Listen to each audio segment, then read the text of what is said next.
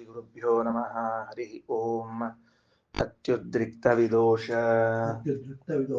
ಸತ್ಸುಖಮಃ ಜ್ಞಾನೈಕತಾನಪ್ರಭಾ ಸರ್ವಪ್ರಾಭವ ಶಕ್ತಿಭೋಗಬಲ ಸತ್ಸಾರಾತ್ಮದಿವ್ಯಾಕೃತಿಂ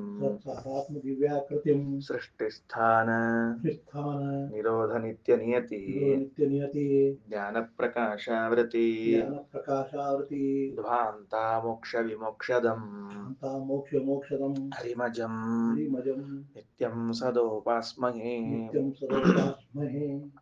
4ನೇ ಅಧ್ಯಾಯದ ಪಾಠ ಆಗ್ತಾ ಇದೆ. ಸಂವರ್ಗ ಎಂಬ ಒಂದು ವಿದ್ಯೆ, ವಾಯುದೇವರ ಒಂದು ಅಭೂತಪೂರ್ವವಾದ ಮಹಿಮೆಯನ್ನು ಹೇಳುವ ವಿದ್ಯೆ. ಅದು ವಾಯುದೇವರಿಗೆ ಏನು ಮಹಿಮೆ ಇದೆ? ಕೇವಲ ನಮ್ಮಲ್ಲಿ ನಿಂತುಕೊಂಡು ಶ್ವಾಸವನ್ನ ಆಡಿಸುತ್ತಾರೆ, ಶ್ವಾಸದ ಉಚ್ಛ್ವಾಸವನ್ನ ಮಾಡಿಸ್ತಾರೆ ಅಂತಲ್ಲ, ಮೋಕ್ಷವನ್ನ ಕರುಣಿಸುತ್ತಾರೆ ಅಂತಲ್ಲ, ಭಗವಂತನ ಸೇವಕರಾಗಿದ್ದಾರೆ, ಪರಶುಕ್ಲತ್ರಯರಲ್ಲಿ ಒಬ್ಬರಾಗಿದ್ದಾರೆ ಅಂತಲ್ಲ, ಪ್ರಳಯ ಕಾಲದಲ್ಲಿ ಯಾವ ಯಾವ ದೇವತೆಗಳನ್ನ ತಮ್ಮಲ್ಲಿ ಲಯಗೊಳಿಸುತ್ತಾರೆ ಎನ್ನುವಂತಹ ಒಂದು ಅತ್ಯಂತ ಶ್ರೇಷ್ಠವಾದ ಮಹಿಮೆಯನ್ನು, ಹಾಗೂ ಪ್ರತಿನಿತ್ಯದಲ್ಲೂ ಕೂಡ ಹೇಗೆ ಲಯಗೊಳಿಸುತ್ತಾರೆ ಎಂಬುವಂತಹ ಮಹಿಮೆಯನ್ನು ತಿಳಿಸುವ ಸಂವರ್ಗ ವಿದ್ಯೆ. ಈ ಸಂವರ್ಗ ವಿದ್ಯೆಯನ್ನು ಹೇಳಲಿಕ್ಕೆ ವೇದ ಎರಡು ಕಥೆಗಳು ಅಂದ್ರೆ ನಡೆದದ್ದು ಅಂತ ಅರ್ಥ. ಅದಕ್ಕೆ ಎರಡು ಇತಿಹಾಸವನ್ನ ಆರಿಸಿಕೊಂಡು ತನ್ನಲ್ಲಿ ಸಮ್ಮೇಳಿಸಿಕೊಂಡು ಕಥೆಯನ್ನು ಹೇಳ್ತಾ ಇದೆ. ಜಾನುಶ್ರುತಿ ಪೌತ್ರಾಯಣ ರೈಕ್ವನನ್ನ ಹುಡುಕ್ಲಿಕ್ಕೆ ಹೊರಟಿದ್ದಾನೆ. ಅದಕ್ಕೆ 5ನೇ ಮಂತ್ರವನ್ನ ತೆಗೆದುಕೊಳ್ಬೇಕೀಗ ನಾವು. ತದುಹ ಜಾನಶ್ರುತಿ ಪೌತ್ರಾಯಣ ಉಪಶುಶ್ರಾವ. ಕೇಳಿದ ಅವ ಉಪಶುಶ್ರಾವ, ಆ ಹಂಸ ಮಾತನಾಡುವುದು ಅವನ ಕಿವಿಗೆ ಬಿತ್ತು. ಸಹ ಸಂಜಿಹಾನ ಏವ ಕ್ಷತ್ತಾರಮುವಾಚ. ಕೂಡಲೇ ಅವ ಹಾಸಿಗೆ ಕೇಳಿದ ಕೂಡಲೇ ಹಾಸಿಗೆಯನ್ನ ಬಿಟ್ಟು ಎದ್ದು ಕ್ಷತ್ತಾರಂ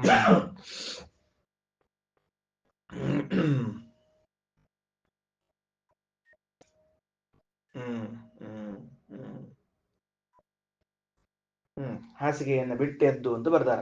ಸಹ ಸಂಜಿಹಾನ ಅಂದ್ರೆ ತಲ್ಪಾದ್ ಉತ್ಥಿತ ಬರೆದಿಟ್ಕೊಳ್ರಿ. ಸಂಜಿಹಾನ ಅಂದ್ರೆ ಕೇಳಿದ ಕೂಡ್ಲೆ ಹಾಸಿಗೆ ಬಿಟ್ಟು ಎದ್ದ. ಸಂಜಿಹಾನ ಏವ ಹಾಸಿಗೆ ಬಿಟ್ಟು ಎದ್ದು ಕೂಡ್ಲೆ ಕ್ಷತ್ತಾರಂ ಉವಾಚ ಸಾರಥಿಗೆ ಹೇಳ್ತಾನ, ಅರೇ ಅಂಗ ಅಪ್ಪ ಕೇಳಿಲ್ಲಿ.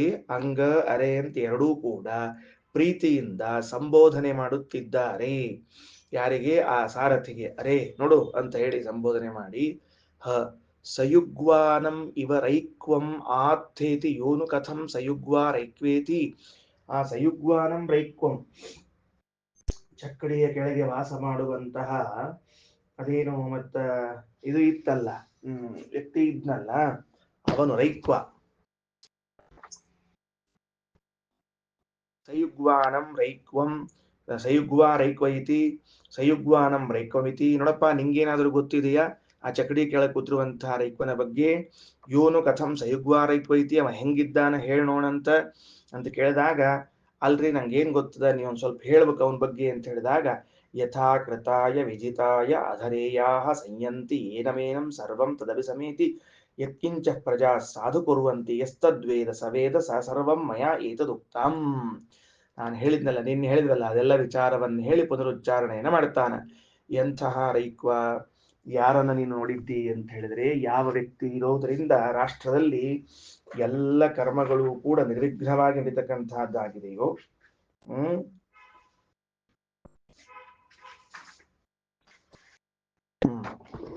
ವೇದೇಶ ತೀರ್ಥರು ಗೀತಾ ಮಹಾತ್ಮೆ ಎಂಬುವಂತಹ ಪದ್ಮಪುರಾಣದ ಭಾಗದಿಂದ ತೆಗೆದು ಕೆಲವು ಶ್ಲೋಕಗಳನ್ನು ಹೇಳ್ತಾರೆ. ತಥಸ್ಸಾರಥಿ ಮಾಹೂಯ ಭೂಪಾಲೋ ವಿಸ್ಮಯಾಶ್ರಯ ಸಂಧಿದೇಶ ಮಹಾತ್ಮಾಸ ರೈಕ್ವ ಆನೀಯತಾಮಿತಿ. ನೋಡು, ಈ ಹಂಸ ಅವನಿಗೆ ಕಲ್ಪನಾ ಇಲ್ಲ. ಹಂಸ ಹೇಳಿದ್ದು ತನಗೆ ಕೇಳಿಸಿದೆ, ಉಳಿದವರಿಗೆ ಕೇಳಿಸಿದೆ ಎಂಬುದು ಕಲ್ಪನಾ ಇಲ್ಲ ಅವಂಗ. ಅವೇನ್ ಮಾಡಿದ, ಆ ಹಂಸ ಇವನ ಬಗ್ಗೆ ಅನಾದರ ತೋರಿದ ಕೂಡಲೇ ಹಾಸಿಗೆಯಿಂದ ಎದ್ದು ಸಾರಥಿಯನ್ನ ಕರೆದು, ನೋಡು ಪ್ರೀತಿ ಪಾತ್ರನಾದ ಸಾರಥಿಯೇ, ಆ ಹಂಸ ಹೇಳಿದ್ದು ಕೇಳಿದೆಯಾ? ಯಾರು ಅಂತ ಆ ರೈಕ್ವ ನಿನಗೆ ಗೊತ್ತಾ? ಎಲ್ಲಿರ್ತಾನೆ ಅಂತ ಗೊತ್ತಾ? ಎಂಥ ಮಹಿಮೆ ಇದ್ದವನು ಅಂತ ಗೊತ್ತಾ? ಅಂದ್ರೆ ನನಗೆ ಗೊತ್ತಿಲ್ಲ ಸ್ವಾಮಿ, ನೀವು ಹೇಳಬೇಕು ಅಂದಾಗ, ಹೇಗೆ ಕೃತಯುಗದಲ್ಲಿ ಒಬ್ಬ ತನ್ನ ಧರ್ಮಾಚರಣೆಯಿಂದ ಇನ್ನುಳಿದ ಎಲ್ಲ ಯುಗಗಳ ಧರ್ಮ ಆಚರಣೆಯ ಫಲವನ್ನು ಪಡಿತಾನೋ ಹಾಗೆ ಇವನು ಯಾವ ದೇಶದಲ್ಲಿರ್ತಾನೆ ಆ ಪ್ರದೇಶದಲ್ಲಿ ವಾಸಿಸುವ ಎಲ್ಲರೂ ಸತ್ಕರ್ಮ ಮಾಡಿದ್ದು ಇವನ ಅಕೌಂಟಿಗೆ ಜಮೆಯಾಗ್ತದಲ್ಲ, ಅಂಥವನನ್ನು ನೋಡಿದ್ದೀಯಾ ಅಂತ ಕೇಳ್ತಾನೆ. ಇಷ್ಟು ವಿಷಯ ಅಂದ್ರೆ ಇದೇ ತಾನೇ ಹಂಸ ಹೇಳಿದ್ದು ಅಂತ ಹೇಳಿಕೊಟ್ಟ. 361 ಮುಗಿಯಿತು. 362ನೇ ಪುಟಕ್ಕೆ ಹೋಗ್ತಾ ಇದ್ದೀನಿ. ಅಲ್ಲಿ ಏನಂತಾರ ನೋಡ್ರಿ, ಅರೇ ಅಂಗ ಇಷ್ಟ. ಅರೇ ಅಂದ್ರೆ ಸಂಬೋಧನ, ಅದು ಏ ಅಂತ ಹೇಳಿ. ಅಂಗ ಅಂದ್ರೆ ಇಷ್ಟ ಅಂತ ಅರ್ಥ. ಭಾಷ್ಯ ಸಿಕ್ಕಿದೆಯಾ? ಅಂಗ ಎಂಬುದಕ್ಕೆ ಅಂಗ ಅಂತ ಯಾರಿಗೆ ಕರೀತಾರ? ಪ್ರೀತಿ ಪಾತ್ರನಾದವರನ್ನ ಅಂಗ ಅಂತ ಕರಿಬೇಕು. ಸಂಸ್ಕೃತದಲ್ಲಿ ಅಂಗ ಅನ್ನೋ ಶಬ್ದಕ್ಕೆ ಎರಡು ಅರ್ಥದ. ಅಂಗಾಂಗಗಳು ಅನ್ನೋ ಅರ್ಥನೂ ಅದ, ಅಂಗ ಅನ್ನೋ ಶಬ್ದಕ್ಕೆ ಪ್ರೀತಿ ಪಾತ್ರನಾದವನು ಅನ್ನೋ ಅರ್ಥವೂ ಇದೆ. ಆಯ್ತಾ? ಮುಂದೆ ನೋಡ್ರಿ ಏನಂದ. ಸಯುಗ್ವಾರೈಕ್ವೋ ಜ್ಞಾತವ್ಯ. ಒಟ್ಟಾರೆ ಆ ವಾಕ್ಯದ ಅಭಿಪ್ರಾಯ ಏನು? ಚಕ್ಕಡಿಯ ಕೆಳಗೆ, ಬಂಡಿಯ ಕೆಳಗೆ ಕೂತಿರುವಂತಹ ರೈಕ್ವನನ್ನ ನೀನು ಹುಡುಕಬೇಕು. ಮುಗಿತಾ? ಮುಂದೆ ಹೋಗೋಣ.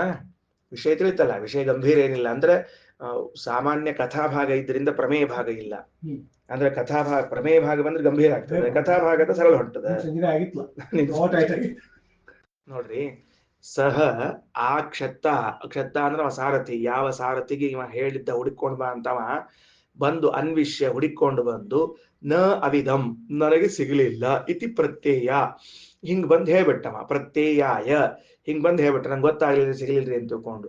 ತಂಸ ಹೋವಾಚ, ಅವ ಜಾನಶ್ರುತಿ ರಾಜ ಅಂತಾನ, ಎಲ್ಲಿ ಹುಡುಕಿದಿ ಅಂತ ಕೇಳಿದವ. ಇಲ್ಲಿ ಒಂದ್ ಸ್ವಲ್ಪ ಗಂಭೀರದ ವಿಷಯ. ಎಲ್ಲಿ ಹುಡುಕಿದಿ ಅಂತ ಕೇಳಿದ್ರೆ ಅವ ಅಂದ, ಅಲ್ಲಿ ಹುಡುಕಿದೆ, ಇಲ್ಲಿ ಹುಡುಕಿದೆ, ಆ ಓಣಿಯಲ್ಲಿ ಹುಡುಕಿದೆ, ಈ ಕಾಲನಿಯಲ್ಲಿ ಹುಡುಕಿದೆ. ಆಚಾರ್ಯ ಯಾವ್ಯಾವ ಏರಿಯಾಕ್ ಊಟಕ್ಕೆ ಹೋಗ್ತಿರ್ತಾರ ಆ ಎಲ್ಲಾ ಏರಿಯಾದಾಗ ಹುಡುಕಿದೆ ಅಂತ ಅಂದ. ಪ್ರಭಾಕರ್ ಎಲ್ಲಿ ಹುಡುಕಿದೆ ಅಂತ ಕೇಳಿದ್ರೆ ಆಚಾರ್ಯ ಊಟಕ್ಕೆ ಹೋಗೋ ಎಲ್ಲಾ ಮಠಗಳಲ್ಲೂ ಹುಡುಕಿದೆ ಅಂತ ಹೇಳ್ದವ. ಗಣೇಶಾಚಾರ ಹೌದಿಲ್? ಮತ್ತ ನಮ್ಮ ಮನೇಲಿ ಹುಡುಕ್ಬೇಕು, ಮತ್ ನಮ್ಮ ಮಠದಾಗ ಹುಡುಕ್ಬೇಕು, ಊಟಕ್ಕೆ ಹೋಗೋ ಮಠದಾಗ ಹುಡುಕ್ಬೇಕು. ನಮ್ಮನ್ನ ಬೈತನವ. ಯತ್ರ ಅರೇ ಬ್ರಾಹ್ಮಣಸ್ಯ ಅನ್ವೇಷಣ. ನಮ್ಗ್ ಗೊತ್ತಿಲ್ಲ, ಹುಡ್ಕೋಕ್ಕಿಂತ ಮೊದ್ಲ ಗೊತ್ತಿಲ್ಲ ಅಂತ ಹೇಳ್ತಾರ ಕೆಲವರು. ಅದಕ್ಕ ಬೈತಾನವ. ಇವನು ಜಾನಶ್ರುತಿ ಪೌತ್ರ ರಾಜ ಅಲ್ಲೋ ಹುಚ್ಚ. ಯತ್ರ ಅರೇ ಬ್ರಾಹ್ಮಣಸ್ಯ ಅನ್ವೇಷಣ ತದೇನಂ ಮೃಚ್ಛಯಿತಿ ಹೇಳಿ ಕಳಿಸ್ತಾನ. ಯಾವ ಸ್ಥಳಗಳಲ್ಲಿ ಬ್ರಾಹ್ಮಣರು ವಾದವನ್ನು ನಡೆಸಿರುತ್ತಾರೋ, ಎಲ್ಲಿ ವಾಕ್ಯಾರ್ಥಗಳು ನಡೀತಾ ಇರ್ತದೋ, ಗೋಷ್ಠಿಗಳಿರ್ತದೋ, ಅಲ್ಲಿ ಹೋಗಿ ಹುಡುಕ್ಬೇಕೋ. ಎಲ್ಲೆಲ್ಲೂ ಹುಡುಕ್ಬೇಕು ನೀನು. ನೋಡ್ರಿ, ಒಂದು ಕಾಲದಲ್ಲಿ ಬ್ರಾಹ್ಮಣರು ಎಲ್ಲಿ ಸಿಗುತ್ತಿದ್ರು ಅಂದ್ರೆ ವಾದ ಸ್ಥಳಗಳಲ್ಲಿ ಸಿಗುತ್ತಾ ಇದ್ರು, ವಾಕ್ಯಾರ್ಥ ಮಾಡುವಂತಹ ಗೋಷ್ಠಿಗಳಲ್ಲಿ ಸಿಗುತ್ತಾ ಇದ್ರು. ಬ್ರಾಹ್ಮಣಸ್ಯ ಅನ್ವೇಷಣ. ಏನ್ ಅದ್ಭುತವಾದ ಮಾತು. ಇದು ಬರೆದವ್ರು ಯಾರು ಅಂದ್ರೆ ವೇದೇಶ ತೀರ್ಥರು ಬರೆದವರು. ಉಳಿದವ್ರು ಬೇರೆ ರೀತಿ ಅರ್ಥ ಬರೆದಾರ. ಇರ್ಲಿ, ಹುಡುಕು ಅಂತ ಇಷ್ಟೇ ಹೇಳ್ಯಾರ. ಅದಕ್ಕೆ ಮತ್ ಹುಡುಕು ಅಂತ ಹೇಳಿದ್ರು ಅಂತ ವೇದೇಶ ತೀರ್ಥರು ಬರೀತಾರ. ತಂಹೋವಾಚ ಪೌತ್ರಾಯಣ ಅರೇ ಯತ್ರ ಪ್ರದೇಶೇ ಬ್ರಾಹ್ಮಣಸ್ಯ ಬ್ರಾಹ್ಮಣಾನಾಂ ಅನ್ವೇಷಣ ಶಾಸ್ತ್ರ ವಿಚಾರಣ ಪ್ರವರ್ತತೆ ತತ್ರ ಏನಂ ಮೃಚ್ಛ. ಎಲ್ಲಿ ಶಾಸ್ತ್ರಾರ್ಥ ನಡೆದಿರ್ತದೋ, ಎಲ್ಲಿ ಶಾಸ್ತ್ರಗಳ ಚರ್ಚೆ ನಡೆದಿರ್ತದೋ ಅಲ್ಲಿ ಹುಡುಕ್ಬೇಕು ಬ್ರಾಹ್ಮಣರನ್ನು. ಆ ಮಠಕ್ಕೆ ಹೋಗಿದೆ, ಅಲ್ಲಿ ಊಟಕ್ಕೆ ಬಂದಿರಲಿಲ್ಲ ಆಚಾರು, ಈ ಮಠಕ್ಕೆ ಹೋಗಿದೆ, ಇಲ್ಲಿ ಊಟಕ್ಕೆ ಬಂದಿರಲಿಲ್ಲ ಆಚಾರು, ಎಲ್ಲಿ 3ನೇ ಮಠ ಹುಡ್ಕೊಂಡು ಹೋದ್ರೋ ಏನಪ್ಪ ಅಂತ ಹೇಳಿ ಹೋಗೋದಲ್ಲ. ಆ ಮಂಗಳವೇಡಿಯೊಳಗ ಅಲ್ಲಿ ಬ್ರಾಹ್ಮಣರ ಅಗ್ರಹಾರ, ಕುಂಬಾರ ಎಲ್ಲೇ ಇದ್ರು ಆ ಕಟ್ಟಿಗಳಿದ್ರೆ ಆ ಕಟ್ಟಿ ಮೇಲೆ ಎಲ್ಲಾ ಕಟ್ಟಿ ಮೇಲೆ ಬ್ರಾಹ್ಮಣರು ಕೂತಿರ್ಬೇಕಂತ. ಅಷ್ಟು ತುಂಬ ಬ್ರಾಹ್ಮಣಿಕೆ ಇತ್ತಂತ. ಆ ಸಂತೋಷ ಆಗ್ತದೆ ನೋಡಿದ್ರೆ, ಆಶ್ಚರ್ಯ. ಅಗ್ರಹಾರಗಳು ಅಂತ ಇರ್ತಿದ್ವಿ ಹಿಂದೆಲ್ಲ, ತುಂಬಾ ಬ್ರಾಹ್ಮಣರು. ನದಿ ತೀರದ ಮೇಲೆ, ಮೊದ್ಲು ನದಿ ದಂಡಿ ಮೇಲೆ.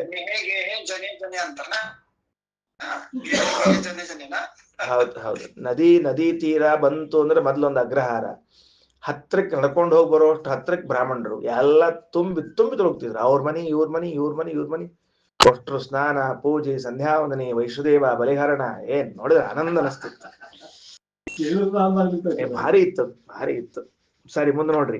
ಎಲ್ಲಿ ಹುಡುಕ್ಬೇಕು? ಎಲ್ಲಿ ಹುಡುಕ್ತಾ ಇದ್ದಿ ನೀನು? ನೋಡು, ಅಲ್ಲಿ ಹುಡುಕ್ಬೇಡ. ಬ್ರಾಹ್ಮಣಸ್ಯ ಅನ್ವೇಷಣ. ಈ ಶಬ್ದಕ್ಕೆ ವೇದೇಶ ತೀರ್ಥ ಶ್ರೀಪಾದರು ಬ್ರಾಹ್ಮಣಸ್ಯ ಏಕವಚನಕ್ಕೆ ಬಹುವಚನ ಮಾಡ್ಕೊಂಡಾರ.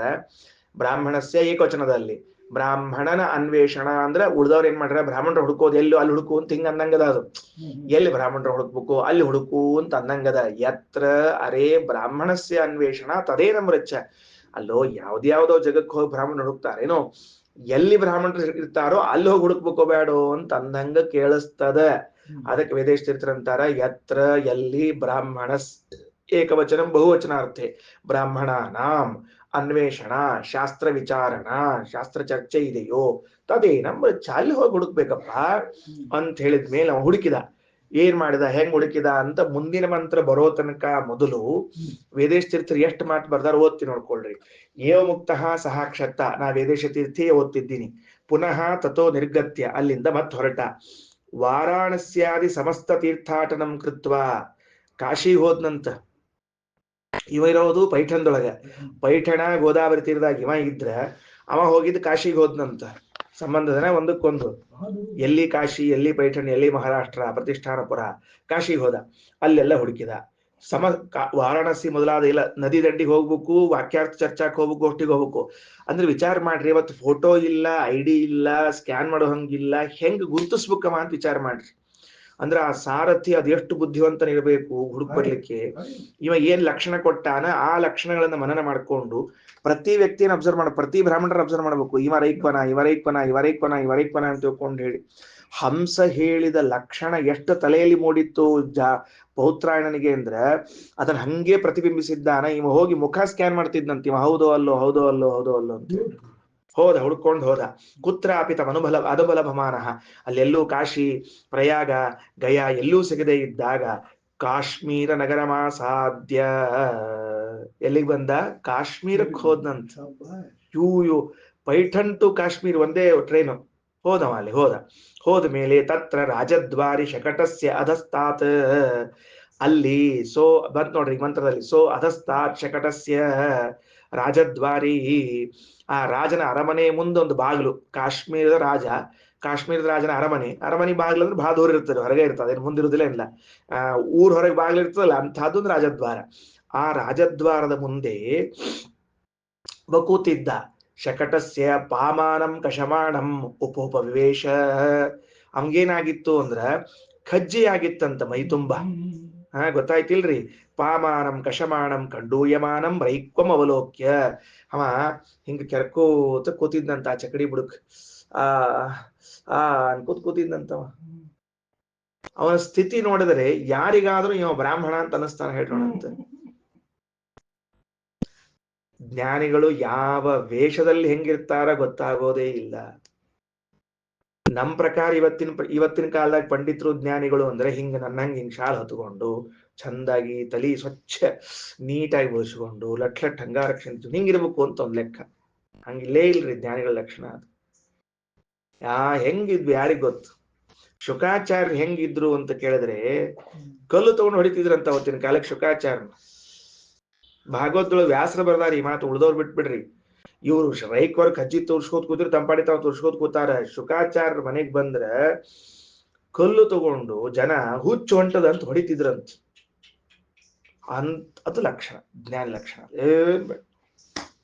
ಅಷ್ಟು ವೈರಾಗ್ಯ, ಅಷ್ಟಿದು ತಾಳ್ಮೆ. ಹಂಗ ಕಲ್ಲು ಹೊಡೆದ್ರೆ ಏನ್ರಿ ತಿರುಗಿ ಅನ್ಬೇಕೇನ್ರಿ? ಸುಮ್ಮನೆ ನೋಡಿ ಹೋಗ್ಬೇಕು ಅಷ್ಟೇ ಕೆಲಸ. ಏನ್ ತಲೆನೇ ಎಷ್ಟೊತ್ತಿರಿ. ನೋಡ್ರಿ ಮುಂದೆ ಅಲ್ಲಿ ನೋಡಿದ, ವಿಚಾರ ಮಾಡಿ ಉಪೋಪವಿವೇಶ, ಹತ್ರ ಹೋಗಿ ಕುತ್ಕೊಂಡಂತ. ತಿಳಿತಾ ಮಾತು ನೋಡ್ರಿ. ಸೊ ಅಧಸ್ತಾತ್ ಶಕಟಸ್ಯ ಪಾಮಾನಂ ಕಷಮಾಣಂ ಉಪೋಪವಿವೇಶ ತಮ್ಮ ಅಭ್ಯುವಾದ, ಅವನನ್ನ ಕುರಿತು ಹೇಳ್ತಾ ಇದ್ದಾನ. ಏನಂದ ಅಂದ್ರ ತ್ವಮ್ನು ಭಗವತ್ ಸಯುಗ್ವ ರೈಕ್ವ ಇತಿ, ನೀವೇನ ಆ ಚಕಡಿ ತೆಳಗ್ ಕೂತಿರುವಂತಹ ರೈಕ್ವರು ಇತಿ ಹಿಂಗ್ ಹೇಳಿದಾಗ ಅಹಂ ಹಿ ಅರಾ ಇತಿ ಪ್ರತಿಜಜ್ಞೆ, ಅವ ಅಂದ ಹೌದು ನಾನು ಅಂದವ. ಇಲ್ಲಿ ನೋಡ್ರಿ ಅಲ್ಲಿ ಅರಾ ಅಂತದಲ್ಲ, ಅದಕ್ಕೊಂದು ಪ್ಲುತಿ ಅಂತ ಕರಿತಾರೆ. ಅದಕ್ಕೆ ಪ್ಲುತಿ ಸ್ವರಕ್ಕೆ ಅರ್ಥ ಏನು ಅಂತ ನೋಡಂತ. ಪ್ರತಿಜ್ಞೆ ಸಹ ಕ್ಷತ್ತ ಅನ್ವಿಷ್ಯ ಅವಿದಮಿತಿ ಪ್ರತ್ಯಯಾಯ. ಓಡ್ಕೊಂಡು ಹೋದ್ರಿ ಇವ ಕಾಶ್ಮೀರದಿಂದ ಪೈಠಣ ತನಕ ಓಡ್ಕೋತ್ ಹೋಗಿ ಸ್ವಾಮಿ ಸಿಕ್ಕರು, ರೈಕರು ಸಿಕ್ಕರು ಅಂದವ. ನಿಧಿ ಸಿಕ್ಕಂಗ ಆಗ್ಬಿಟ್ಟಿತ್ರಿ ಅವಂಗ. ಅವ ಯಾವ ಊರ್ ಅಡ್ಡಾಡಿಲ್ಲ, ಯಾವ್ಯಾವ ತೀರ್ಥ ಅಡ್ಡಾಡಿಲ್ಲ, ಎಲ್ಲಾ ಕಡೆ ಹೋಗಿ ಹೇಳ್ತಾರ ಸ್ವಾಮಿ ಸಿಕ್ಕರು, ರೈಕರು ಸಿಕ್ಕರು ಅಂತ ತಿಳ್ಕೊಂಡು ಹೇಳಿದ. ಬಹಳ ಸಂತೋಷ ಆಯ್ತು.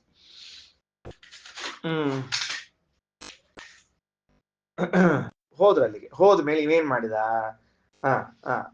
ಕ್ಷತ್ತಾರ ಮನ್ವಿಷ್ಯ ಹುಡುಕಿಕೊಂಡು ಬಂದು ಅವಿಧಮಿತಿ ಪ್ರತ್ಯಯ ನಂಗೆ ಸಿಕ್ಕರು ಅಂತ ಹೇಳ್ಬಿಟ್ಟ. ಅದಕ್ಕ ಅಲ್ಲಿ ತೆಳಗ ಭಾಷ್ಯ ಅಹಂ ಹಿ ಅರಾ ಇತಿ ಪ್ಲತಿ ಪಾಮಕಷಣ ಭಾವೇನ. ಏನನ್ಬೇಕಾಗ್ಯದ? ಅದು ಪ್ಲುತಿ ಸ್ವರ ಅದ.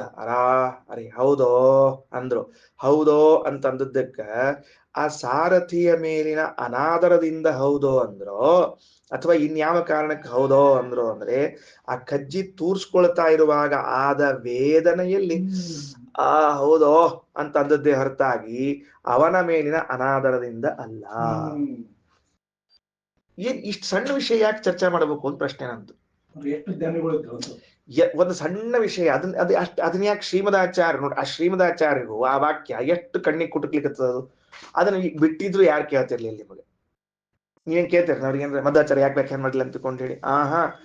ಜ್ಞಾನಿಗಳು ಇನ್ನೊಬ್ಬರ ವಿಷಯದಲ್ಲಿ ಎಂದೂ ಅನಾದರ ತೋರಿಸುವುದಿಲ್ಲ ಅನ್ನುವುದನ್ನು ಬಿಡದೆ ಹೇಳಬೇಕಾಗಿದೆ. ಜ್ಞಾನಿ ಲಕ್ಷಣ ಏನು? ಯಾರಿಗೂ ಅನಾದರ ತೋರಿಸದೇ ಇರೋದೇ ಜ್ಞಾನಿಗಳ ಲಕ್ಷಣ. ಮತ್ತೆ ಹಂಗ್ ಬಿಟ್ಬಿಟ್ಟು ನೀವು ಉದ್ದಕ್ಕ ಹೆಂಗ ಅದಕ್ಕೆ ಹೇಳು ಅಹಂ ಹಿ ಅರಾ ಇತಿ ಪ್ಲುತಿ ಪಾಮಕಷಣ ಭಾವೇನ. ಆ ಕಜ್ಜಿಯ ತೂರಿಕೆಯಿಂದ ಹೇಳಿದ್ದೇ ಹೊರತಾಗಿ ಅನಾದರ ಮಾಡಬೇಕು ಅಂತ ಹೇಳಿಲ್ಲ. ಮುಂದ ನೋಡ್ರಿ, ತದುಹ ಜಾನಶ್ರುತಿ ಪೌತ್ರಾಯಣ ಷಟ್ಶತಾನಿ. ಅಲ್ಲಿ ಸ್ವಲ್ಪ ವಾಕ್ಯಗಳು ಹೋಗಿವೆಯಾ? ನಾನು ಆಗಲೇ ನೋಡ್ತಾ ಇದ್ದೀನಿ, ಕೆಲವು ಶಬ್ದ ಎಲ್ಲ ಹೋಗ್ಯಾವ. ಅದು ಹೋಗಿ ನೋಡ್ರಿ, ಶತಾನಿ ಅಂತ ಆಗ್ಯದ. ನಡು ಒಂದು ಟ ಬರ್ಬೇಕಲ್ಲಿ, ಷಟ್ ಬಾಜುಕ ಬಾಜುಕ್ ಒಂದು ಟ ಬರ್ಕೊಳ್ರಿ. ಮಿಸ್ಟ್ ಹೋಗ್ಯದ ಹಾರ್ಯದ. ಷಟ್ಶತಾನಿ ಏನ್ ಮಾಡಿದವ? ಷಟ್ಶತಾನಿ ಗವಾಂ ನಿಷ್ಕಂ ಅಶ್ವಥರೀ ರಥಂ ತದಾದಾಯ ಪ್ರತಿಚಕ್ರಮೇ ತಂಹ ಅಭ್ಯುವಾದ. ಏನಂತಾರ ಅವ? ಷಟ್ಶತಾನಿ ಗವಾಂ 600 ಆಕಳಗಳನ್ನ, ತಿಳಿತಾ? 600 ಗೊತ್ತಾಯ್ತಿಲ್ಲ ಮುಂದೆ ಅಂತ ಹೇಳಿ. 600 ಆಕಳಗಳನ್ನ ನಿಷ್ಕಂ ಅಂದ್ರ ಇದನ್ನ ದಕ್ಷಿಣೆ ಎನ್ನೋ ರೂಪದಲ್ಲಿ, ಮತ್ತು ಅಯಂ ಅಶ್ವತರಿ ರಥ, ಅಶ್ವತರಿ ರಥ ಅಂದ್ರೆ ಹೆಸರುಗತ್ತೆಯಿಂದ ಕೂಡಿರುವಂತಹ ರಥವನ್ನು, ಅಥವಾ ನಿಷ್ಕ ಅಂದ್ರ ಮುತ್ತಿನ ಸರ ಅಂತ ಮಾಡ್ರಿ ಇಲ್ಲ ಅರ್ಥವನ್ನ. ಅಯಂ ನಿಷ್ಕಃ ಹಂಗ ಬರ್ದಾರ ಇವರು. ದಕ್ಷಿಣೆ ಅಂತ ಅದಕ್ಕೆ ಹೇಳಿದ್ ನಾನು.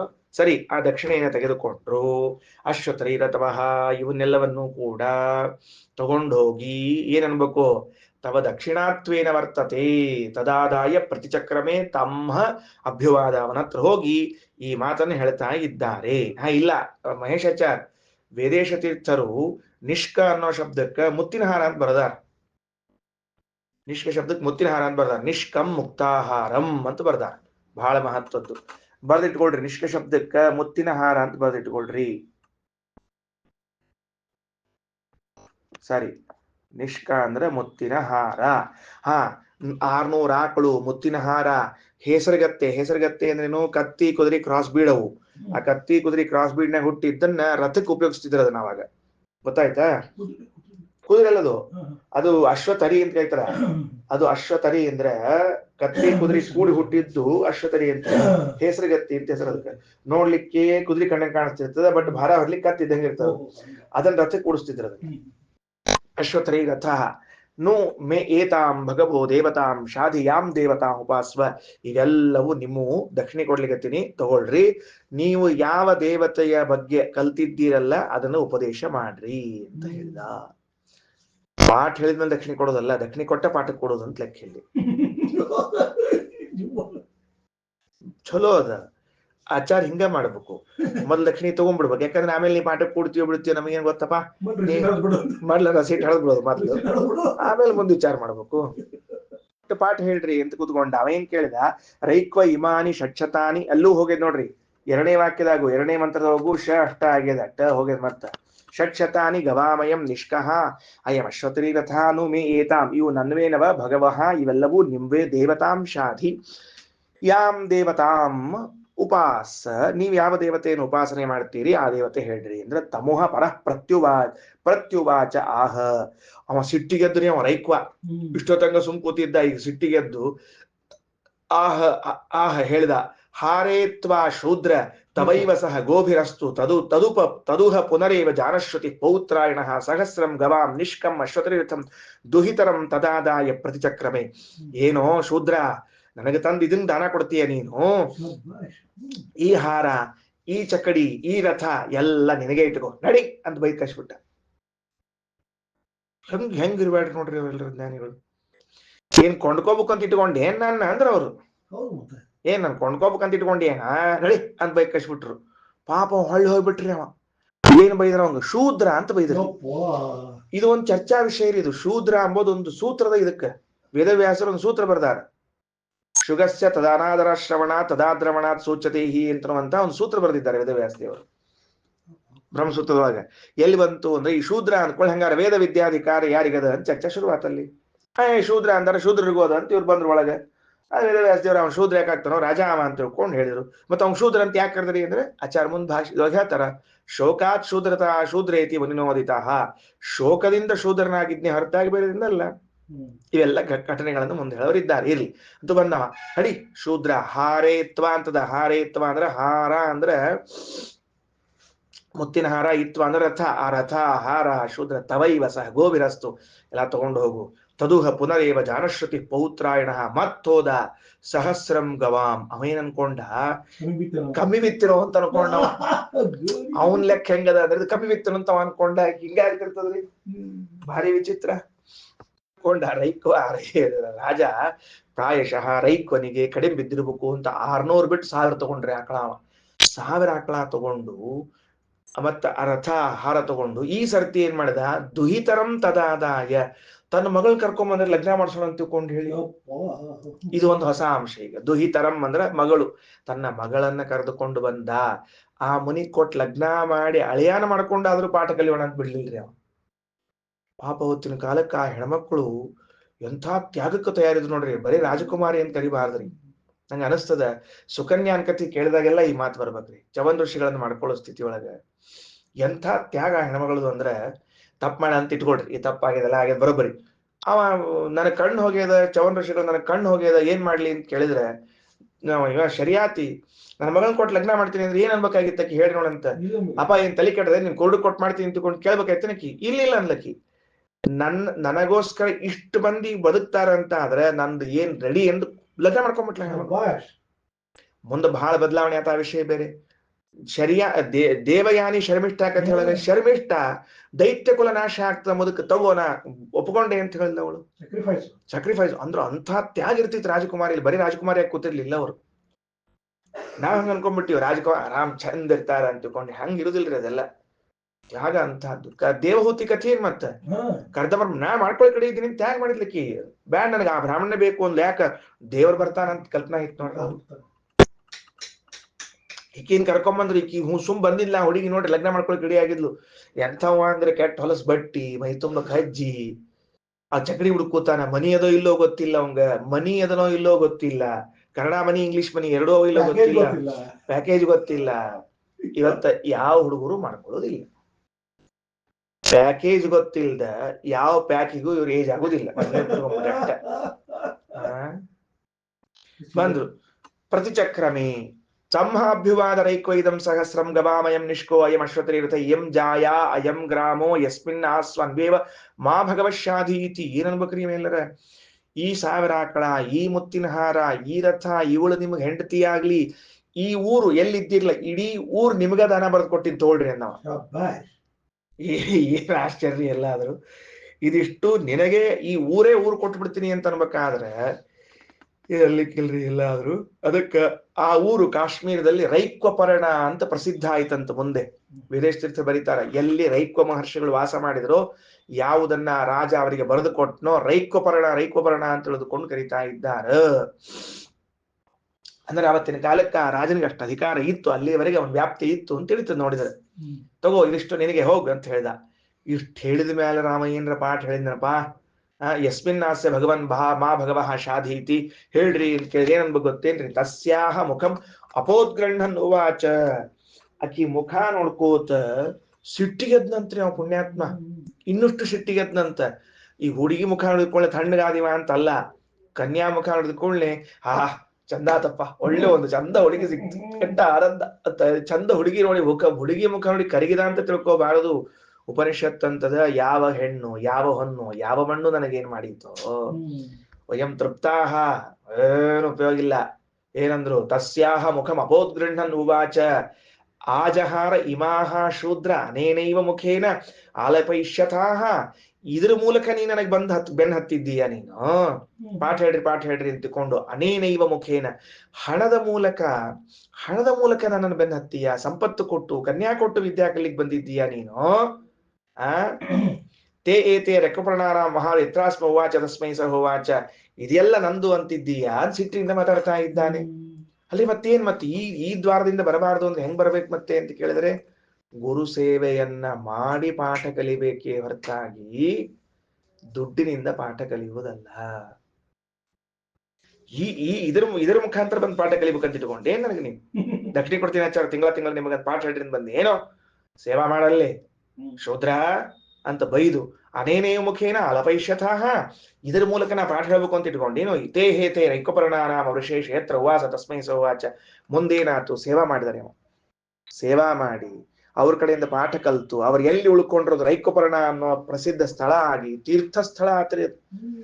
ಸಂವರ್ಗ ವಿದ್ಯೆಯನ್ನ ಕಲಿತ ಜಾಗ ತೀರ್ಥಕ್ಷೇತ್ರ, ವಾಯುದೇವರ ಮಹಿಮಾ ಅದು. ಅಭೂತಪೂರ್ವ ಇವೆಲ್ಲ ಉಪನಿಷತ್ತುಗಳಲ್ಲಿ ಬಂದದ್ದು. ಏನೊಂದು ಸಣ್ಣ ಕಥೆ ಆದ್ರೆ ಇಷ್ಟಕ್ಕಿಷ್ಟು ವೇದ ವಾಕ್ಯಗಳನ್ನು ಹೇಳಿ ನಮಗೆ ಹಾದಿಗೆ ತರ್ಲಿಕ್ಕೆ ಅದು. ಏನಾತು ಶೂದ್ರ ಅಂತ ಬಂತಲ್ಲ ಶಬ್ದ, ಅದ ಅರ್ಥ ಬರೀತಾರೆ ಶ್ರೀಮದಾಚಾರ್ಯ. ಶುಚ ಆದ್ರವಣಾತ್ ಶೂದ್ರ, ಜಾತಿಯಿಂದ ಶೂದ್ರ ಅಲ್ಲಮ. ಶುಚ ಆದ್ರವಣ ಅಥವಾ ದುಃಖದಿಂದ ಓಡಿ ಬಂದಿದ್ದಾದ್ದರಿಂದ ಶೂದ್ರ. ಶೂದ್ರ ಶಬ್ದದಲ್ಲಿ ಶು ಅನ್ನುವುದು ದುಃಖವನ್ನು, ದ್ರ ಎಂಬುದು ಓಡಿ ಬರುವುದನ್ನು ತಿಳಿಸ್ತದೆ. ಶೂದ್ರ ಶುಚಾದ್ರವಣ ಶೂದ್ರ ಅಂತ ಕರೀತಾ ಇದ್ದಾರೆ. ಪದ್ಮ ಪುರಾಣದ ವಾಕ್ಯವನ್ನು ಹೇಳ್ತಾರೆ. ರಾಜ ಪೌತ್ರಾಯಣ ಶೋಕಾತ್ ಶೂದ್ರೇತಿ ಮುನಿನೋದಿತ. ಪೌತ್ರಾಯಣ ರಾಜನು ಶೋಕದಿಂದ ಬಂದಿರುವಂತಹ ರಾಜನಿಗೆ ಶೂದ್ರ ಅಂತ ಕರೆಯಲ್ಪಟ್ಟಾನ. ಪ್ರಾಣವಿದ್ಯಾಮವಾಪ್ಯಾಸ್ಮಾತ್ ಪರಂ ಧರ್ಮಮಾಪ್ತವಾನ್. ಪ್ರಾಣವಿದ್ಯೆಯನ್ನು ಕಲಿತು ಶ್ರೇಷ್ಠವಾದ ಮುಕ್ತಿಯನ್ನ ಪಡೆದ ಅಂತ ಎಷ್ಟು ವಿಷಯ. ಸರಿ, ಒಟ್ಟಿನಲ್ಲಿ ಅಭಿಪ್ರಾಯವೇನು ಅಂತ ಸಂಗ್ರಹಿಸಿ ಬಿಟ್ಟು ಹೇಳ್ತೀನಿ. ಹಾಸಿಗೆಯಿಂದ ಜಗ್ಗನೆ ಎದ್ದ ಪೌತ್ರಾಯಣ ರಾಜ ತನ್ನ ಸಾರಥಿಗೆ ಹೇಳ್ತಾನೆ, ನನಗೆ ಹಂಸಗಳು ಹೇಳಿರುವಂತಹ ಮಾತುಗಳನ್ನು ನೀನು ಕೇಳಿದ್ದೀಯಾ? ಒಂದು ಹಂಸವು ರೈಕ್ವನಿಗೆ ಕೊಡುವಂತಹ ಗೌರವ ಇವನಿಗೆ ಯಾಕೆ ಅಂತ ಹೇಳಿದ್ದು, ಅಂಥ ರೈಕ್ವರು ಎಲ್ಲಿದ್ದಾರೆ ಹುಡುಕಿಕೊಂಡು ಬಾ, ಅವರ ಲಕ್ಷಣ ಇಂತಿಂತಹದ್ದು ಅಂತ ಹೇಳಿದಾಗ ಹುಡುಕಿಕೊಂಡು ಬಂದ. ಸಿಗಲಿಲ್ಲ ಅಂತ ಹೇಳಿದ್ದ. ಮತ್ತೆ ಹೇಳ್ತಾನೆ, ಬ್ರಾಹ್ಮಣರನ್ನು ಹುಡುಕಬೇಕಾಗಿದ್ರು ಶಾಸ್ತ್ರ ವಿಚಾರ ನಡೆಯುವಂತಹ ಸಭೆಗಳಲ್ಲಿ ಹೊರತಾಗಿ ಬೇರೆ ಸ್ಥಳಗಳಲ್ಲ ಅಂತ ಹೇಳಿದಾಗ, ಕಾಶಿಯಿಂದ ಪ್ರಾರಂಭ ಮಾಡಿಕೊಂಡು ಕಾಶ್ಮೀರದವರೆಗೆ ಎಲ್ಲ ಕಡೆಗೆ ಹುಡುಕಿದಾಗ ಕಾಶ್ಮೀರದಲ್ಲಿ ರಾಜಮಂದಿರದ ದ್ವಾರದಲ್ಲಿ ಚಕ್ಕಡಿಯ ಕೆಳಗಡೆಗೆ ಕಜ್ಜಿಯನ್ನ ತೋರಿಸ್ತಾ ಕುಳಿತಿರುವಂತಹ ರೈಕ್ವ ಸಿಕ್ಕಾಗ ಹತ್ತಿರ ಹೋಗಿ ಸಾರಥಿ ನಮಸ್ಕರಿಸಿ ಕೇಳ್ತಾನೆ, ನೀವೇ ಏನು ರೈಕ್ವರು ಅಂತ. ಹೌದಪ್ಪ ಅಂತ ಹೇಳಿ ಕಜ್ಜಿಯ ತೂರಿಕೆಯಲ್ಲಿ ಹೇಳಿ ಕಳಿಸಿದಾಗ ಓಡಿಕೊಂಡು ಬಂದು, ನಿಧಿ ಸಿಕ್ಕಂತೆ ಓಡಿಕೊಂಡು ಬಂದು ರಾಜನಿಗೆ ತಿಳಿಸಿದಾಗ ರಾಜ 600 ಆಕಳು, ಮುತ್ತಿನ ಹಾರ, ರಥ ತೆಗೆದುಕೊಂಡು ಬಂದು ಗುರುಗಳಿಗೆ ಕೊಟ್ಟು ವಿದ್ಯೆಯನ್ನು ಕಲಿಬೇಕು ಅಂತ ಹೊರಟಾಗ ಶೂದ್ರನೇ ಅಂತ ಬೈದು ಕಳಿಸಿದ್ದಾರೆ. ಇದು ಕೊಟ್ಟದ್ದು ಸಾಲಿಲ್ಲ ಅನ್ನೋದಕ್ಕೆ 1000 ಆಕಳ, ರಥ, ಹಾರ, ತನ್ನ ಮಗಳನ್ನ ಕನ್ಯಾದಾನ ಮಾಡಿಕೊಡಬೇಕು ಅಂತ ಕರ್ಕೊಂಡ್ ಬಂದಿದ್ದಾನೆ. ಇನ್ನಿಷ್ಟು ಸಿಟ್ಟಿಗೆ ಬಂದ ಋಷಿಗಳು ಮುಖವನ್ನು ನೋಡಿ, ದುಡ್ಡಿನ ಮೂಲಕ ವಿದ್ಯೆಯನ್ನು ಕೊಂಡುಕೊಳ್ಬೇಕು ಅಂತ ಹೊಂಟಿದ್ದೀಯೇನೋ, ಗುರು ಸೇವಾ ಮಾಡಬೇಕು ಅಂತ ತಿಳಿಯೋದಿಲ್ವಾ ಅಂತ ಬೈದಾಗ, ಗುರು ಸೇವೆಯನ್ನ ಮಾಡಿ ಅವರಿಂದ ಸಂವರ್ಗ ವಿದ್ಯೆಯನ್ನು ಕಲ್ತ ಎಲ್ಲಿ ಈ ಗುರುಗಳು ವಾಸ ಮಾಡಿದ್ರು ಅದಕ್ಕೆ ಕಾಶ್ಮೀರ ಪ್ರದೇಶದಲ್ಲಿ ರೈಕ್ವಪರ್ಣ ಎಂಬುವಂತಹ ಹೆಸರು ಬಂತು. ಇಷ್ಟನ್ನ ತಿಳಿಸಿದ್ದಾರೆ. ಇನ್ನು ಮುಂದೆ ಸಂವರ್ಗ ವಿದ್ಯಾ ಯಾವುದು ಅಂತ ಹೇಳುವರಿದ್ದಾರೆ. ಹಂಗಾರ ಆ ಸಂವರ್ಗ ವಿದ್ಯಾ ಏನದು ಹೇಳ್ರಿ ಅಂತ ಕೇಳಿದಾಗ, ವಾಯುರ್ವಾವ ಸಂವರ್ಗೋ ಬಂತು ನೋಡ್ರಿ. ವಾಯುದೇವರಿಗೇನೆ ಸಂವರ್ಗ ಎಂದು ಹೆಸರು. ಸರಿನಾ? ಫಸ್ಟ್ ಶುರುವಾಯಿತು. ರೈಕ್ವರು ಹೇಳ್ತಾ ಇದ್ದಾರೆ, ಸಂವರ್ಗ ಸ್ವರೂಪವನ್ನು ಹೇಳಿದ್ರು. ವಾಯುರ್ವಾವ ಮುಖ್ಯ ಪ್ರಾಣದೇವರೇ ಸಂವರ್ಗ. ಯಾಕ ಅಂತ ಕೇಳಿದ್ರೆ ಅದಕ್ಕೆ ಹೇಳ್ತಾರ, ಸಂಹಾರ ಕರ್ತೃತ್ವಾತ್ ಸಂವರ್ಗ. ಬರ್ದಿಟ್ಕೊಳ್ರಿ. ಏನು ಬರ್ದಿಟ್ಕೊಳ್ರಿ, ಪ್ರಾಯಶಃ ಹೇಳಿ ಕಾಣಿಸ್ತದೆ. ನಿನ್ನೆ ಸಂವರ್ಗ ಅನ್ನೋ ಶಬ್ದಾರ್ಥವನ್ನು ನಿನ್ನೆ ಮೊನ್ನೆ ಬರ್ಕೊಂಡಿರ್ಬೇಕೇನು ನೋಡ್ರಿ. ಬರ್ಕೊಂಡ್ರಲ್ಲ? ಶ್ರೀನಿವಾಸ್ ಹೇಳಿನದಲ್ಲೋ? ಸರಿ, ರೈಟ್. ಏನು ಅಧ್ಯಾತ್ಮದಲ್ಲಿ ಹಾಗೂ ಅಧಿದೈವದಲ್ಲಿ ದೇವತೆಗಳನ್ನು ಲಯಗೊಳಿಸುವ ಕಾರಣದಿಂದ ಅವರನ್ನ ಸಂವರ್ಗ ಎಂದು ಕರೆಯುತ್ತಾರೆ. ಬರ್ಕೊಂಡ್ರದಲ್ಲ? Right, okay right. ಮುಂದೆ ಹೋಣಂತ. ಏನಂತಂದ್ರು, ಯದಾವಾ ಮಹಾಪ್ರಳಯೇ ಶುರುವಾಯ್ತು ನೋಡ್ರಿ. ಸಂವರ್ಗ ಅಂತ ಹೆಸರು ಕರೆದು ವಿವರಣೆ ಕೊಡ್ಲಿಕ್ಕೆ ಶುರು ಮಾಡಿದ್ರಿ. ಈಗ ಯದಾವ ಮಹಾಪ್ರಳಯ ಕಾಲ ಬಂದಾಗ ಏನಾಗ್ತದ ಅಂತಂದ್ರೆ ಅಗ್ನಿ ಎಲ್ಲಿ ಹೋಗ್ತಾನವ ಅಗ್ನಿ ಉದ್ವಾಯತಿ ವಾಯುಮೇವ ಅಪ್ಪೇತಿ. ಯಾವ ಅಗ್ನಿ ಉಪಶಮನ ಹೊಂದಬೇಕು ಅಂತ ಹೊರಡ್ತಾನೋ, ಯಾವಾಗ ಮಹಾಪ್ರಳಯ ಕಾಲದಲ್ಲಿ ಉಪಶಮನ ಹೊಂದಬೇಕು ಅಂತ ಹೊರಡ್ತಾನೋ ವಾಯುವಿನಲ್ಲೇ ಲಯ ಹೊಂದುತ್ತಾನೆ. ಒಂದು. ನಂಬರ್ 2, ಮಹಾಪ್ರಳಯ ಕಾಲದಲ್ಲಿ ಯದಾ ಸೂರ್ಯೋ ಅಸ್ತಮೇತಿ, ಸೂರ್ಯ ಮುಳುಗಬೇಕು ಅಂತ ಹೊರಡ್ತಾನೋ ಎಲ್ಲಿ ಹೋಗ್ತಾನವಾಗ ವಾಯುಮೇವ ಅಪ್ಪೇತಿ, ವಾಯುದೇವರಲ್ಲೇ ಲಯಗೊಳ್ತಾನ. ಯದಾ ಚಂದ್ರೋ ಅಸ್ತಮೇತಿ, ಚಂದ್ರ ಯಾವಾಗ ಅಸ್ತಮಿಸ್ತಾನೋ ವಾಯುಮೇವ ಅಪ್ಪೇತಿ, ಗೋವಿಂದ ವಾಯುವನ್ನೇ ಹೊಂದುತ್ತಾನ. ಸರಿ ಸರಿ ಹೋತಾ. ಯದಾ ಆಪ ಉಚ್ಛುಷ್ಯಂತಿ, ಪ್ರಳಯ ಕಾಲದಲ್ಲಿ ಯಾವಾಗ ಆಪಹ ಅಂದ್ರೆ ನೀರು, ಉಚ್ಛುಷ್ಯಂತಿ ಅಂದ್ರೆ ಒಣಗ್ತದ, ನೀರು ಒಣಗ್ತದೋ ವಾಯುಮೇವ ಅಪೀಯಂತೆ, ಆವಾಗ ಅಲ್ಲೇ ಹೋಗ್ತದ. ಅಂದ್ರ ಅದಕ್ಕ ನೀರಿನ ಅಭಿಮಾನಿ ದೇವತೆಯಾದ ಇಂದ್ರದೇವರು ಅಲ್ಲೇ ಹೋಗ್ತಾರ ಅಂತ ವೇದೇಶತೀರ್ಥ ಶ್ರೀಪಾದರು. ನೀರಲ್ಲ, ನೀರಿನ ಅಭಿಮಾನಿಯಾದ ಇಂದ್ರ. ಅಪೀಯಂತೆ, ಆದ್ದರಿಂದ ಏನಾಯಿತು, ವಾಯುರ್ಹಿ ಏವ ಏತಾನ್ ಸರ್ವಾನ್ ಸಂವೃಕ್ತೆ, ಹಿಂಗ ವಾಯುದೇವರೇ ಇವರನ್ನೆಲ್ಲರನ್ನು ಕೂಡ ಸಂಹಾರ ಮಾಡ್ತಾರಾದ್ದರಿಂದ ಸಂವರ್ಗ. ಎಷ್ಟು ದೇವತೆಗಳಾದ್ರು ಅಂತ ಲೆಕ್ಕ ಇಟ್ಕೊಂಡಿರ್ರಿ. ಅಗ್ನಿ, ಸೂರ್ಯ, ಚಂದ್ರ ಮತ್ತು ಇಂದ್ರ. ಅದೇ ನೀರೊಂದು ಇಂದ್ರ, 4 ದೇವತೆಗಳಾದ್ರು. ಸರಿನಾ? ವಾಯುದೇವರೊಬ್ಬರು ಹಿಡಿದ್ರೆ 5 ಮಂದಿ. ಅಂದ್ರ ಅಧಿದೈವದಲ್ಲಿ ಮಹಾಪ್ರಳಯ ಕಾಲ ಬಂದಾಗ ಅಗ್ನಿಯು ಲಯಗೊಳ್ಳಬೇಕಾದಾಗ, ತಾನು ಶಾಂತವಾಗಬೇಕಾದಾಗ ಮುಖ್ಯ ಪ್ರಾಣದೇವರಲ್ಲೇ ಲಯಗೊಳ್ಳುತ್ತದೆ. ಸೂರ್ಯ ಚಂದ್ರರು ತಾವು ಅಸ್ತಂಗಮಿಸಬೇಕಾದಾಗ ಮಹಾಪ್ರಳಯದಲ್ಲಿ ವಾಯುದೇವರಲ್ಲೇ ಲಯಗೊಳ್ಳುತ್ತಾರೆ. ಆಮೇಲೆ ಇಂದ್ರ ನೀರಿನ ಅಭಿಮಾನ ದೇವತೆ, ಅವನು ಪ್ರಳಯಗೊಳ್ಳುವಾಗ ಎಲ್ಲಿ ಹೋಗ್ತಾನ ಅಂತ ಕೇಳಿದ್ರೆ ವಾಯುದೇವರಲ್ಲೇ ಹೋಗ್ತಾನ. ಅಥ ಅಧ್ಯಾತ್ಮಂ, ಅಧ್ಯಾತ್ಮ ದೇಹದ ವಿಷಯದಲ್ಲಿ ಸಂವರ್ಗ ಸ್ವರೂಪ ನಿರೂಪ ಅಂದ್ರೆ ಒಳಗಿದ್ದ ವಾಯುದೇವರು ಏನ್ ಮಾಡ್ತಾರ ಅಂತ ಹೇಳಿಕತ್ತಾರೀಗ. ಸ ಯದಾ ಸ್ವಪಿತಿ ಅಧ್ಯಾತ್ಮಂ ಪ್ರಾಣೋವಾವ ಸಂವರ್ಗ, ದೇಹದಲ್ಲಿದ್ದ ಪ್ರಾಣದೇವರೇ ಸಂವರ್ಗ. ಸ ಯದಾ ಸ್ವಪಿತಿ, ಯಾವಾಗ ಅವರು ಮಲಗುತ್ತಾರ, ಅವ್ರು ಮಲಗಂಗಿಲ್ಲ, ಪ್ರಾಣದೇವರು ಮಲಗಂಗಿಲ್ಲ, ನಮ್ಮನ್ನ ಮಲಗಿಸ್ಬೇಕು ಅಂತ ಸಂಕಲ್ಪ ಮಾಡ್ತಾರೋ ಪ್ರಾಣಮೇವವಾಗಪ್ಪೇತಿ, ಆಗ ವಾಗೀಂದ್ರಿಯದ ಅಭಿಮಾನಿ ದೇವತೆ ಪ್ರಾಣದೇವರಲ್ಲೇ ಹೊಂತದ. ಪ್ರಾಣಂ ಚಕ್ಷು, ಪ್ರಾಣಂ ಶ್ರೋತ್ರಂ, ಪ್ರಾಣಂ ಮನಃ, ಆವಾಗ ಕಣ್ಣು, ಮನಸ್ಸು, ಕಿವಿ ಎಲ್ಲವೂ ಕೂಡ ಪ್ರಾಣದೇವರಲ್ಲೇ ಲಯಗೊಳ್ಳುತ್ತದೆ. ಹೇವೈತಾನ್ ಸರ್ವಾನ್ ಸಂವೃಕ್ತಿ, ಹಿಂಗ ಇವರನ್ನೆಲ್ಲರನ್ನು ಲಯಗೊಳಿಸ್ತಾರಾದ್ದರಿಂದ ಅವರಿಗೆ ಸಂವರ್ಗ. ತೌವಾ ಏತೌ ದ್ವೌ ಸಂವರ್ಗೌ ವಾಯುರೇವ ದೇವೇಶು ಪ್ರಾಣೇಶು, ಆದ್ದರಿಂದ ಇವರನ್ನೇ ದೇವತೆಗಳಲ್ಲಿ ಮುಖ್ಯವಾಯು, ಇಂದ್ರಿಯಾಭಿಮಾನಿಗಳಲ್ಲೂ ಪ್ರಾಣದೇವರು ಅಂತ ಕರೀತಾರೆ. ದೇವೇಶು ಪ್ರಾಣೇಶು, ಪ್ರಾಣೇಶು ಅಂದ್ರೆ ಇಂದ್ರಿಯಗಳಲ್ಲಿ, ವಾಯುರೇವ ದೇವೇಶು ಪ್ರಾಣೇಶು, ಇಂದ್ರಿಯಗಳಲ್ಲಿ ಪ್ರಾಣ ಅಂತ ಕರೆಸಿಕೊಳ್ಳೋರು ಇವರು, ದೇವತೆಗಳಲ್ಲಿ ಮುಖ್ಯವಾಯು ಅಂತ ಕರೆಸಿಕೊಳ್ಳೋರು ಅವರು. ಸೊ ಏನಾತೀಗ ಸಂವರ್ಗ ವಿದ್ಯಾ ಅಂದ್ರೆ ಇಷ್ಟೇ, ಇದಕ್ಕೆ ಹೆಚ್ಚು ಏನು ಗದ್ದಲ ಇಲ್ಲ, ತುಂಬಾ ಸರಳವಾಗಿ ತಿಳಿದುಕೊಂಡಿದ್ದಾರೆ ಅಲ್ರಿ. ಮತ್ತೆ ಇಷ್ಟು ಸರಳ ಇದ್ರೆ ಇಷ್ಟಕ್ಕೆ ನಾವು ತಿಳ್ಕೊತೀವಿ. ನಮ್ಮ ಬುದ್ಧಿಯೊಳಗೆ ಹಿಂಗ ಎಬಡ ಹೋಗ್ತಿರ್ತಾವಲ್ಲ, ಹಂಬಿ ಮಾಲೂಮ್ ಪಡ್ತೆ ಹಂಬಿ ಕರ್ತೆ ಅಂದ್ರೆ ಅಲ್ಲಪ್ಪ ನೀನ್ ಬರೋದಿಲ್ಲ ಇದು. ಏನಾಯಿತು ಈಗ ನೋಡ್ರಿ, ಅಧಿದೈವದಲ್ಲಿದ್ದು ಯಥಾಕಥಂಚಿತ್ ಒಂದು ಕಾನ್ಸೆಪ್ಟ್ ಅರ್ಥ ಆಗ್ತದ. ಅಧಿದೈವದಲ್ಲಿ ಏನಾಗ್ತದ ಅಂದ್ರೆ ಮಹಾಪ್ರಳಯ ಬಂದಾಗ ಸೂರ್ಯ ಚಂದ್ರ ಅಗ್ನಿ ಜಲಗಳೇನಿವೆ ಇವು ಲಯಗೊಳ್ಳಬೇಕು. ಎಲ್ಲಿ ಲಯಗೊಳ್ಳಬೇಕು ಅಂದ್ರೆ ವಾಯುವಿನಲ್ಲೇ ಲಯಗೊಳ್ಳಬೇಕು ಅಂತ ಒಂದು ಕಲ್ಪನಾ ಬರ್ತದೆ.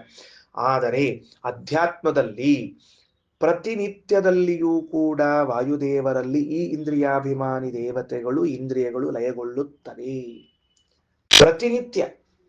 ಗೊತ್ತಾಯ್ತಾ? ಪ್ರತಿನಿತ್ಯದಲ್ಲಿ ಅಂದ್ರೆ ಯದಾ ಸ್ವಪಿತಿ, ನೀವ್ ಯಾವಾಗ ಹಾಸಿಗೆ ಮೇಲೆ ಮಲಗಿದ್ರೋ, ಕೆಲವ್ರು ಹಾಸಿಗೆ ಮೇಲೆ, ಕೆಲವ್ರು ಕುರ್ಚಿ ಮೇಲೆನೆ ಮಲಗ್ತಾರೆ. ಹಂಗೆ ಹಾಸಿಗೆ ಮೇಲೆ ಅಂತ ಏನ್ ಬೇಕಾಗಿಲ್ಲ, ಹಂಗ ಹಾಸಿಗೆ ಹಚ್ಕೊಂಡ ಮಲ್ಕೋಬೇಕು ಅಂತ ಹಿಂಗೆ ಇಟ್ಕೊಂಡ್ರಂಗಿಲ್ಲ.